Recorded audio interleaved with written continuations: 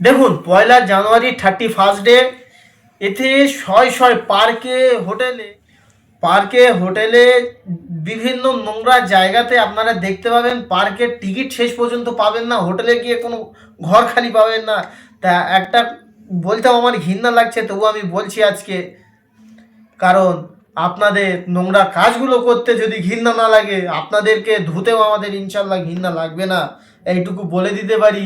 কারণ আমাদের আল্লাহ একটু লজ্জাও দিয়েছে, মান সম্মানও দিয়েছে, সমাজকে ভালো পথের দিকে নিয়ে আসার হুকুমও ইসলাম আমাদেরকে দিয়েছে।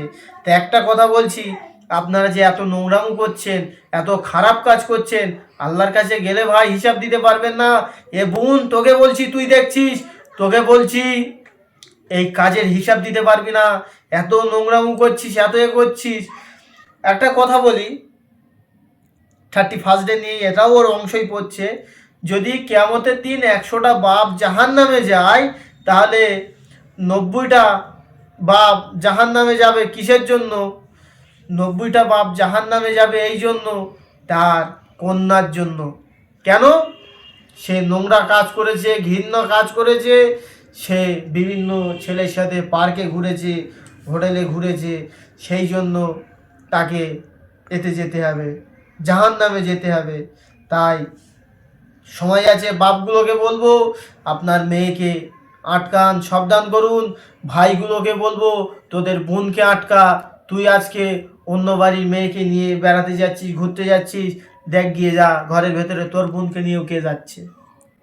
আমি জানি আমার কথাটা তিতো লাগছে, কিন্তু একটা কথা বলে দেই ভাই, ক্যান্সারের মতো কঠিন রোগ আসবে না, এইটুকু কথা তোমরা মাথায় রেখে দাও। 1 জানুয়ারি যেই নোংরামোটা হচ্ছে, যেই নোংরামোটা চলছে, বিগত দিন চলে আসছে, ফের আসছে। তা একটা জিনিস আমি বলছি, যে এই সকল নোংরামোগুলোকে পুলিশ প্রশাসন দ্বারা বন্ধ করতে হবে, বাদ দিতে হবে।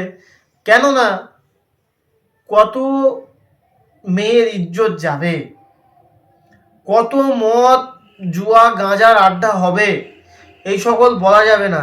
এখন দেখুন, শিক্ষার জায়গা দিনকে দিন কমেই যাচ্ছে, কিন্তু একটা জিনিস বেরিয়েই যাচ্ছে। শয়ে শয়ে পার্ক তৈরি হচ্ছে, শয়ে শয়ে হোটেল তৈরি হচ্ছে, শয় শয় মদের আড্ডাখানা তৈরি হচ্ছে। আর এই সকলকার এখনকার কিছু মেয়েরা, বিশেষ বিশেষ করে যেই সকল ইসলাম শরিয়াতের ভিতরে আছে মেয়েরা, তারা কি করছে, তারা এই সকল জিনিসগুলো বেশি বেশি করে দেখছে, আর সেই সকল নোংরামোগুলো তেনারা বেশি বেশি করেই করছে। তা একটা কথা আমি বলছি, এখনো সময় আছে বোন, শুধরে যাও।